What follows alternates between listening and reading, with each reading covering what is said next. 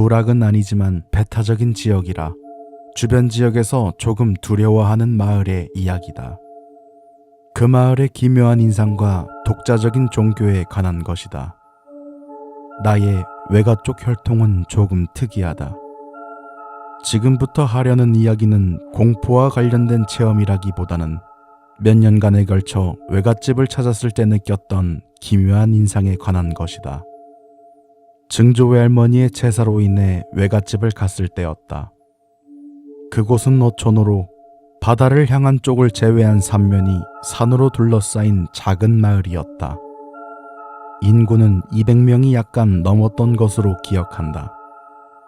근처의 마을까지는 차로 20분이 걸리는 마치 육지 속의 섬과 같은 곳이었다.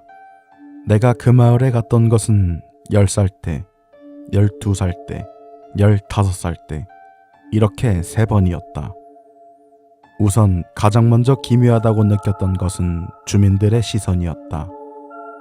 그냥 스쳐 지나가면 아무것도 아니지만 가만히 있다 보면 어째서인지 공포스러웠다. 마치 뱀에게 응시당하는 개구리가 된 기분이랄까. 그것이 어린 나이였던 나에게도 느껴져서 도저히 견딜 수가 없었다. 그 지역은 여자아이의 출생률이 높았던 것인지 여자가 유난히 많았다. 그리고 대체로 그 사람들은 미인이었다. 못생긴 사람이 전혀 없는 것이다.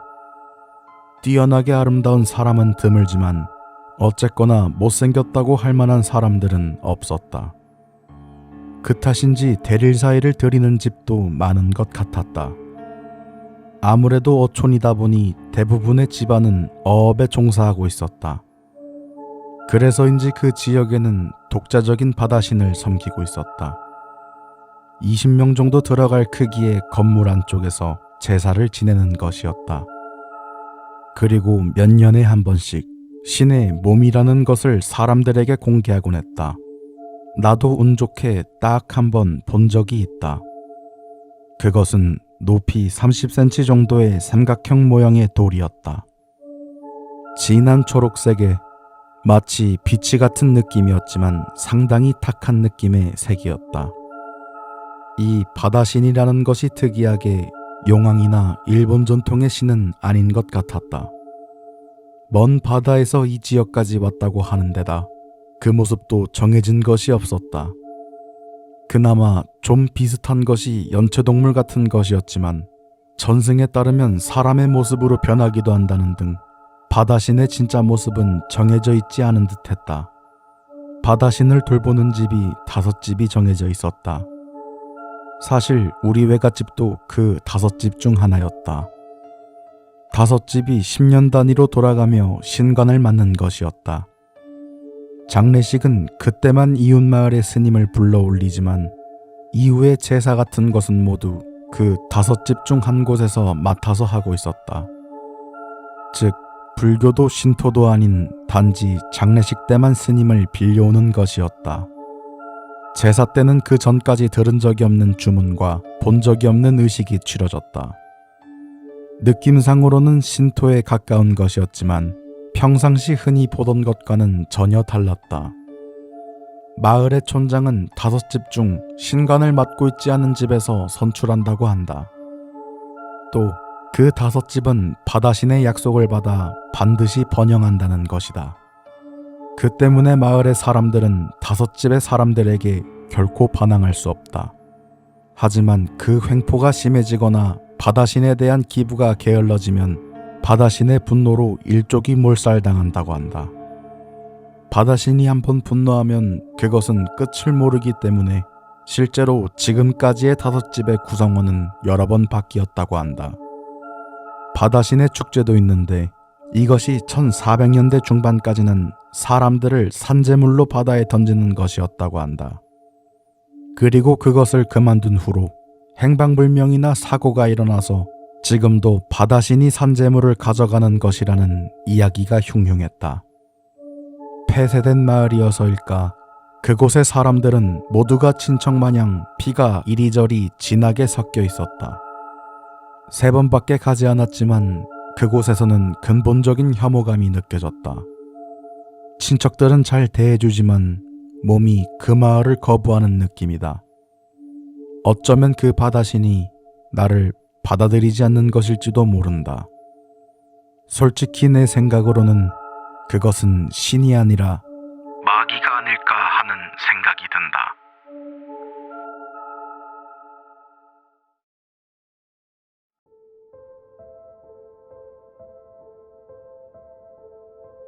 나에게는 친구가 한 명 있었다.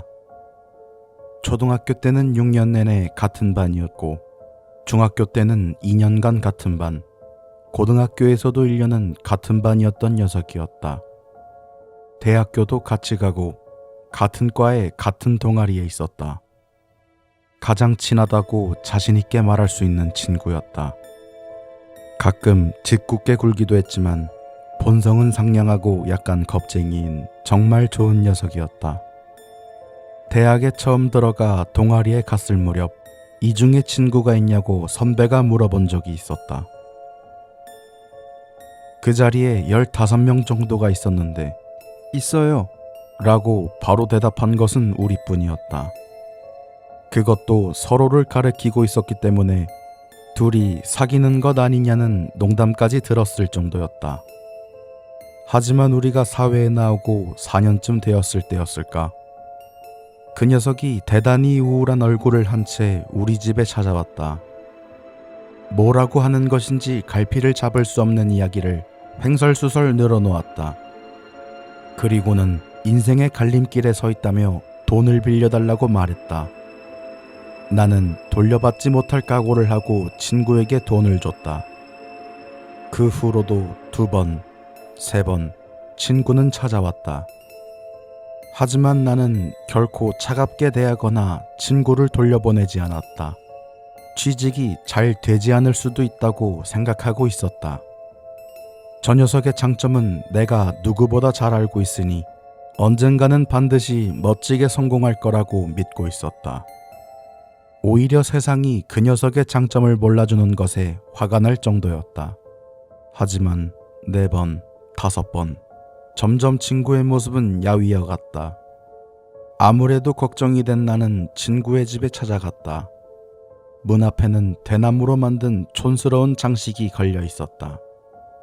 아파트인데도 문패가 무슨 대리석 같은 돌에 새겨진 것에 종이를 끼워넣는 것이었다. 집에 들어간 후 나는 더욱 놀랐다. 그 녀석의 집안은 원래 기독교였던 탓에 방에 십자가가 걸려있는 것은 나도 잘 알고 있었다. 하지만 그 십자가의 모습이 이상했다. 십자가 하단에 갈고리를 붙인 것 같은 이상한 장식이 벽 곳곳에 걸려 있었다. 마치 내가 초등학교 시절 미술 시간에 만든 것 같이 조악해 보이는 단지도 있었다. 혹시 이 녀석 생활고에 시달린 나머지 이상한 종교에 빠진 것은 아닐까? 그런 생각이 들어 나는 그 단지에 손을 대려고 했다. 손 대지 마라. 가오를 뺏어갈 생각이냐? 무서웠다. 몇 번이나 싸우면서 함께 자란 친구였다. 서로에게 화가 나서 말을 하지 않았던 적도 있었고 서로 때린 적도 있었다. 하지만 그때처럼 죽일 듯 노려보는 친구의 모습은 본 적이 없었다. 대충 웃음을 지어 넘겼지만 친구는 그 후 내가 집에 갈 때까지 나의 일거수일투족을 계속 지켜보고 있었다. 가오가 있으면 왜 취직을 못하는 거야? 지금은 시련의 시기야. 신께 선택받은 인간에게 내려지는 고행의 가운데에 있는 거다. 그 신은 선택받은 인간을 불행하게 만들기까지 해야 하는 거야? 그걸 불행하다고 생각하는 놈은 신께 버림받을 거야. 내가 친구라고 불렀던 녀석은 이미 죽은 지 오래였다. 이렇게 해서 우리들의 우정은 어이없게 붕괴했다. 나는 그 녀석의 부모님에게 전화를 걸어 모든 것을 이야기했다. 이미 친구인 내 말은 듣지 않을 것 같았기에 울면서 2분에게 매달렸다. 그리고 종교 피해 지원단체와 함께 나는 친구의 집에 가게 되었다. 친구는 온갖 욕을 하며 우리를 악마로 몰아붙였다. 모든 사람을 악마라고 부르며 나는 악마 장군이라는 소리마저 들었다. 옴 진리교가 나돌 당시 나는 어린아이였다. 어째서 인간이 저렇게까지 심한 일을 할 수 있을진 몰랐다. 하지만 정작 가장 친한 친구를 이렇게 잃고 나니 이제야 알 것 같다는 생각이 든다.